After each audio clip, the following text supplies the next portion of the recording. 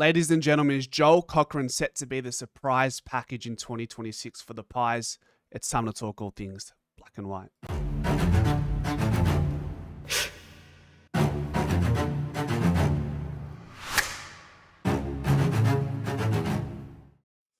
Ladies and gentlemen, this video is proudly sponsored by TSL and Neon, Melbourne's trusted signage specialist for commercial, LED and neon signage. For more information, the link is in the description.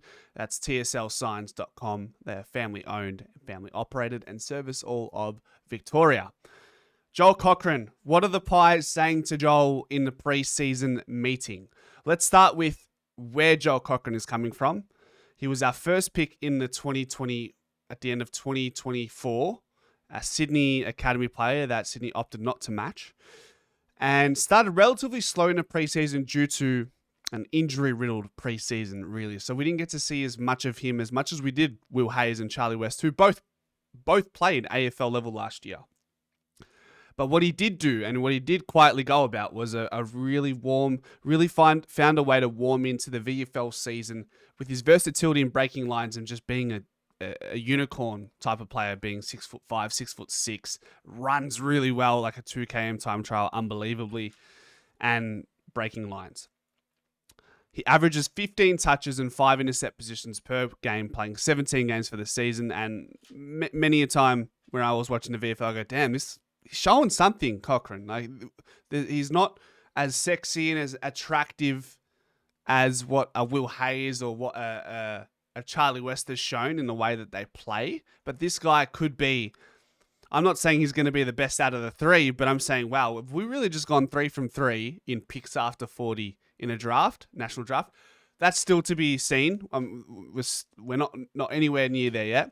But what's most interesting about what's happened in the offseason for the Pies is the fact that Joel Cochran has put on 5 kilos of muscle, according to Craig McRae, which is crazy, really. But it's necessary, absolutely necessary. The fact that he is 6'6" and quite slim, that's something that would have been probably on the top of his checklist for the off-season to put on some size. And now we get to the point where we say, what are Collingwood asking of Joel Cochran in the preseason? Can he be a bit tidier by foot in the VFL? So I'm straight away implying that I don't really see there to be much of an expectation on Joel Cochran to play AFL level next year. While that's still entirely possible, I think there's players just a bit ahead of him, like TJ and Jacob Ryan and a couple of others, Will Parker, which we'll get to in a moment. But his kicking efficiency at VFL level stands at 72%. You want that to be, as a defender, in the 80s range. Players similar to his role, who are AFL listed, like TJ and JR, are all above 80% kicking efficiency. Will Parker's a bit of a anomaly. His kicking efficiency is a little bit lower, but maybe that has to do with the fact that he's taking on more difficult kicks and he's possessing the ball more, which also plays into it.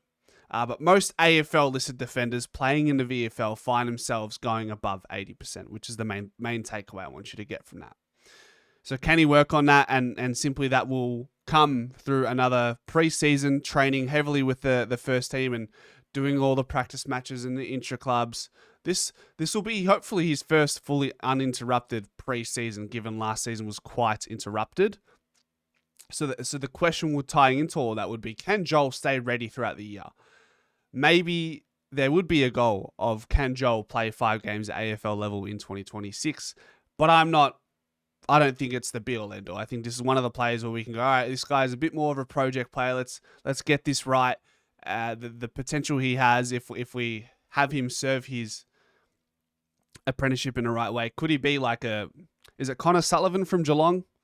That guy had an unbelievable first season, and I actually do want to. I know he was a prized pick in a draft, but I want to see how long he was serving his time at VFL level for Geelong.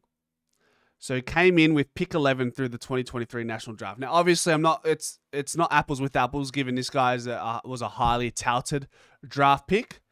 But what I do want to say is they didn't rush him in after a couple of years. So he played 24 in the VFL and then 25 in the AFL. I mean, that's quicker than I thought, to be fair. If I'm being, 24, drafted at the end of 2023, played 24 in the VFL, 25 at AFL level. So it's a bit quicker. But that's the type of player I liken him to when it comes to size and all those sorts of things. Like 198 centimeters, can run off halfback, but can also play a really strong defensive role. That's if there was a player to compare him to, albeit a different quality at this point in time, I think it's a Connor Sullivan. So that's if you want to have a look at some highlights outside of Joel Cochran's himself, then you look at Connor Sullivan and you say, well, can Joel Cochran be that kind of guy?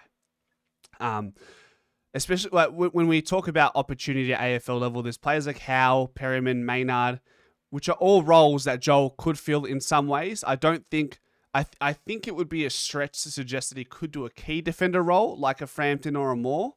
But being such a great runner as well, can he offer versatility in playing a wing position? We know he's a great runner. His 2 kilometer time trial was one of the best in the draft combine.